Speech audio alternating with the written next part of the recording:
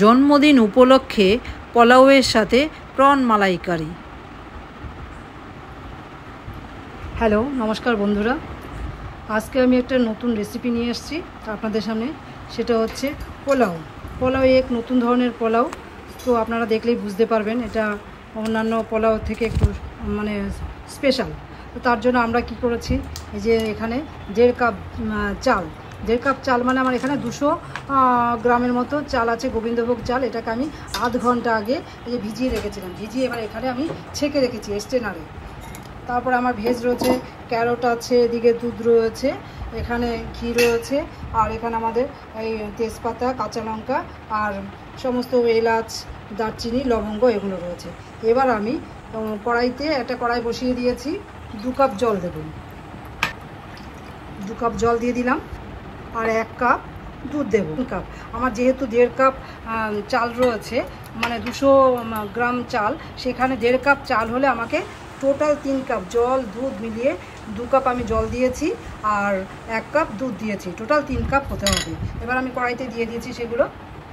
জলটা হালকা, দুধ জলটা একটু হালকা গরম হয়ে গেছে। এবার আমি এই ফোড়ন ইগুলো দিয়ে দেবো। কার্ডামম যেগুলো আছে, এলাচ, লবঙ্গ, দারচিনি, তেজপাতা, কাঁচা লঙ্কা, এগুলো আমি দিয়ে দিলাম। দিয়ে এবার গাজরগুলোকেও আমি দিয়ে দেবো। এখানে আমার প্রায় 100 গ্রাম মতো গাজর কুচিয়ে রেখেছি, সেগুলো দিয়ে দিলাম। 1/4 টিস্পুন জিঞ্জার পেস্ট মানে আদা পেস্ট দিয়ে দিলাম।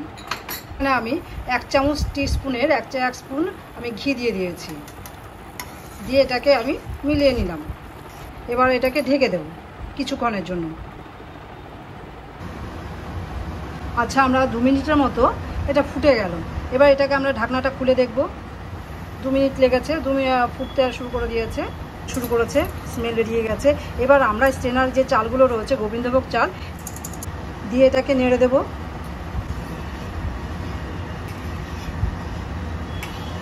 নেড়ে এটাকে এবার আমরা আবার এটাকে 5 মিনিটের জন্য ঢাকা দিয়ে দেব। ঢাকা দিয়ে দিলাম আমরা। এবার আমাদের যেটা আমি ঢাকনা কভারটা এটা খুলে দেখব। হ্যাঁ, একদম পারফেক্ট হয়ে গেছে। দেখুন শুকিয়ে গেছে জলটা, দুধ জলটা যেটা ছিল, একদম খুব সুন্দর করে তৈরি হয়ে গেছে। আগুনটাকে কমিয়ে দিলাম। এবার আমরা একটুখানি চিনি ছড়িয়ে দেবের পাশে, সামান্য, বেশি নয়। এর সাথে আমরা 1 চামচ ঘি দিয়ে দেব। এটাকে ভালো করে নেড়ে দেবো। এবার দেখুন একদম পুরো ঝরঝরে হয়ে গেছে, খুব সুন্দর একটা রং চলে এসছে, তার সাথে সাথে একটা স্মেলও বেরোচ্ছে। মিল্ক পোলাও। এবার এর সাথে আমরা একটু গরম মশলা গুঁড়োটাকে একটু ছড়িয়ে দেব। সামান্য একটু পরিমাণে দেব, বেশি দেব না, তাহলে একটা উগ্র গন্ধ বেরোবে। সামান্য একটু এর সাথে স্মেলের জন্য ছড়িয়ে দেব। দিয়ে এটাকে আমরা ভালো করে নেড়ে দেবো।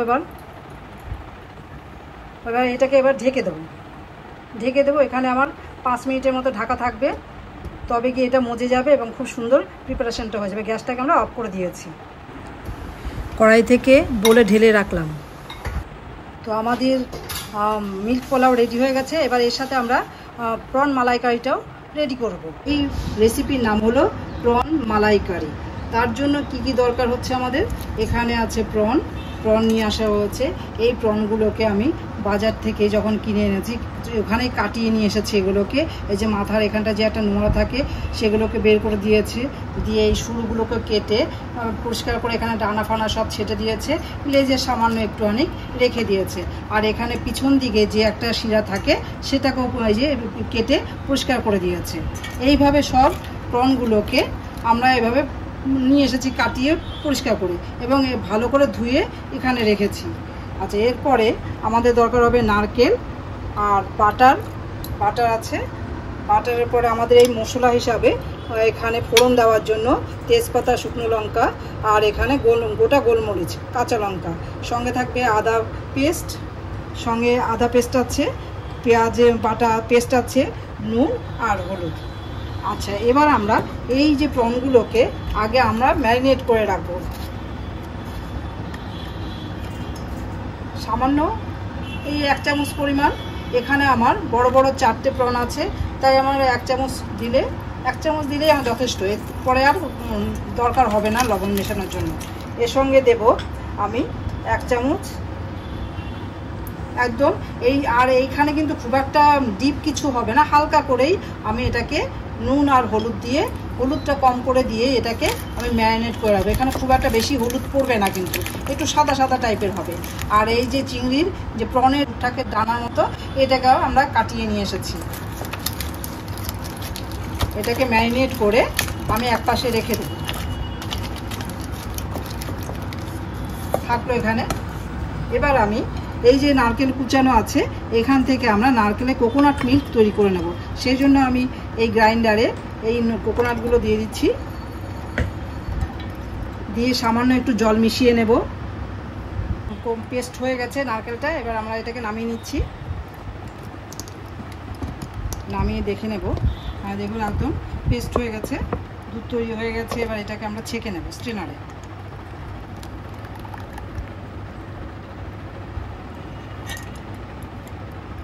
এইভাবে কোকোনাট মিল্ক তৈরি করতে হয়।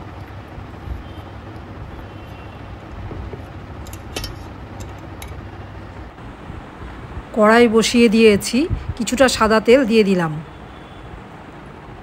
হাই ফ্লেমে দিয়েছি, তেলটা যাতে তাড়াতাড়ি গরম হয়ে যায়। এবার আমরা মাছগুলোকে একে একে ছেড়ে দেব।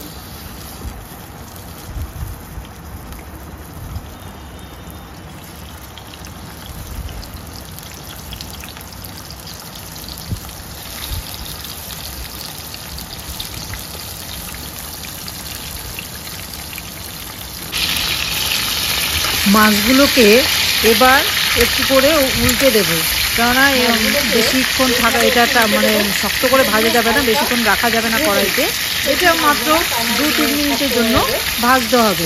এদিক ওদিক করে হালকা করে ভেজে নিতে হবে, তা নাহলে মাছটা যদি আমি বেশিক্ষণ করে ভাজি তাহলে শক্ত হয়ে যাবে। এটা আর নুন আর হলুদ আমি একবারে মাখিয়ে দিয়েছি, কারণ এরপরে আর নুন হলুদের দরকার হবে না। আর এইখানে এই আইটেমে হলুদের দরকার হয় না, একটু সাদা সাদা টাইপের, একটু মিষ্টি মিষ্টি হবে। এতে আপনারা যদি ইচ্ছে করেন তাহলে চিনিও একটু দিতে পারেন সবার শেষে। আমার কিন্তু যেহেতু নারকেলের আইটেম, এটা নারকেলের দুধ দিয়ে, সেজন্য এখানে আমি চিনি দেব না, আপনারা চাইলে দিতে পারেন। এবার আমি মাছগুলোকে একে একে উল্টে দিচ্ছি, একটু এদিক ওদিক করে দিতে হবে। দেখেছেন মাছের রঙগুলো খুব সুন্দর হয়ে গেছে, ভাজার রঙটা একদম হালকা হালকা। এবার গিয়ে আমি মাছগুলোকে একটা একটা করে তুলে নেব। খুব সুন্দর ভাজা হয়ে গেছে, আর দেখতেও খুব সুন্দর লাগছে, রঙটা এত সুন্দর হয়েছে যে এইরকমই হবে পারফেক্ট। এবার বাকি যে মাছগুলো আছে এগুলো আমি একে একে কড়াইতে দিয়ে দেব, একটু সেরকমই আগের মতোই একেবারে একটু এদিক ওদিক করে ভেজে আবার প্লেটে তুলে নেব। এটা বাচ্চা থেকে বুড়ো, এটা এমনই একটা আইটেম, বাচ্চা থেকে বুড়ো সবাই খেতে পারে, খুব ভালোবাসে। যেহেতু এটা একটু মিষ্টি মিষ্টি হয়, খুব একটা ঝালের ব্যাপার থাকে না, সেই জন্য এটাকে সবাই ভালোবাসে। আমি কড়াইটাকে বসিয়ে দিয়েছি। এখানে আমি 1 চামচ মতো বাটার দিয়ে দিচ্ছি। আমি বাটারেই এই প্রিপারেশনটা করব, কেননা এই বাটার দিয়ে করলে পরে এটা টেস্টই অন্যরকম চলে আসবে। আপনারা তেল দিয়ে চাইলে তেল দিয়েও করতে পারেন, সাদা তেল অথবা সর্ষের তেল কিংবা ঘি দিয়ে, যে কোনো একটা দিয়ে করতে পারেন, কোনো অসুবিধা নেই। এগুলো রেখেছি গোটা গরম মশলাগুলো, এগুলো আমি এই বাটারে কড়াইতে দিয়ে দেবো। সঙ্গে শুকনো লঙ্কাগুলো দিয়ে দিলাম, তেজপাতা দিয়ে দিয়েছি।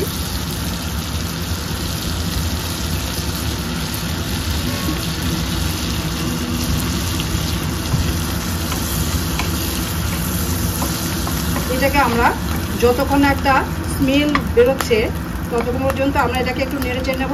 এই যে লঙ্কাগুলো লাল হয়ে ভাজা হয়ে গেছে এবং স্মেলও বেরোতে শুরু করেছে।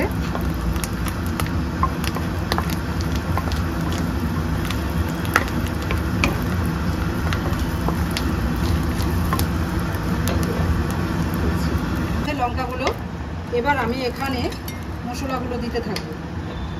এখানে আমি 2 চামচ, আমার 4টে মাছ আছে, সেই জন্য আমার এখানে 2 চামচ 3 চামচ দিলে যথেষ্ট। এটাকে আমি একটু নেড়ে নেব।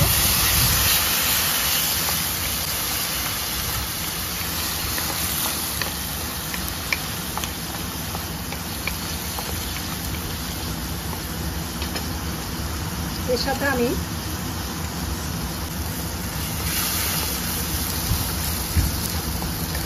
এই মশলাটাকে আমি ভালো করে কষিয়ে নেব আগে।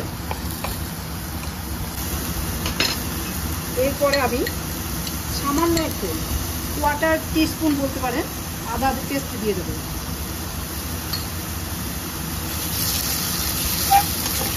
মশলাটাকে একটু ভালো করে কষাতে হবে। এবার এখানে আমি সামান্য পরিমাণ নুন লবণ দেবো, কারণ চিংড়ি মাছে আগেই পনে আমি দিয়ে দিয়েছি, সেই জন্য আমি 1/2 চামচ দিয়ে দেবো।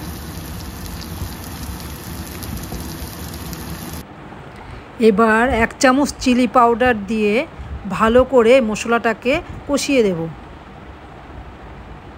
একটা ফ্লেভার সেন্ট বেরোতে শুরু করেছে খুব সুন্দরভাবে।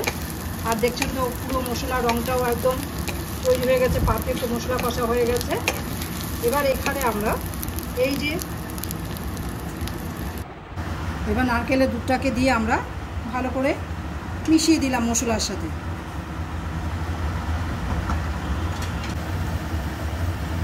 এটা ফুটতে শুরু করেছে। এবার আমরা প্রনগুলোকে একে একে দিয়ে দেবো মধ্যে।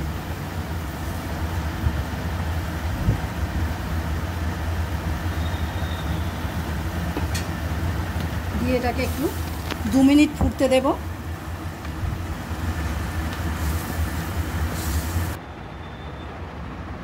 এবার আমরা ঢাকনাটা খুলবো, খুলে দেখব হয়ে গেছে কিনা। হ্যাঁ, 2 মিনিট হয়ে গেছে। ব্যাস, এবার আমাদের এটাও হয়ে গেছে প্রন মালাইকারিটাকে। এবার এখানে আমরা 1 চামচ বাটার দিয়ে দেব। গ্যাসটাকে এবার আমরা একদম লো ফ্লেমে দিয়ে দিয়েছি। প্রন মালাইকারির যে রঙটা, পারফেক্ট যে কালারটা ঠিক এই রকম হবে। এর সাথে কোনো কালার বা কোনো ফুড কালার বা রেড কালার বা কোনো কাশ্মীরি মির্চা কোনো কিছু মেলানো যাবে না। একমাত্র পারফেক্ট কালারের জন্য এটাই ঠিক আছে। এবার আমরা বাটারটাকে দিয়ে দিচ্ছি 1 চামচ।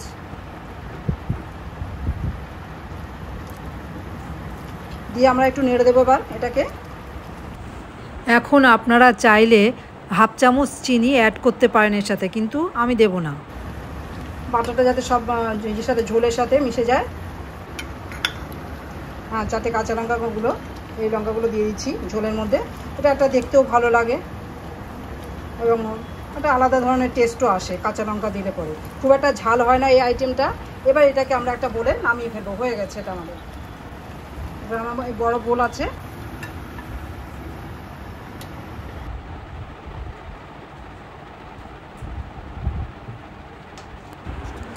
এবার আমি পরিবেশন করছি গরম গরম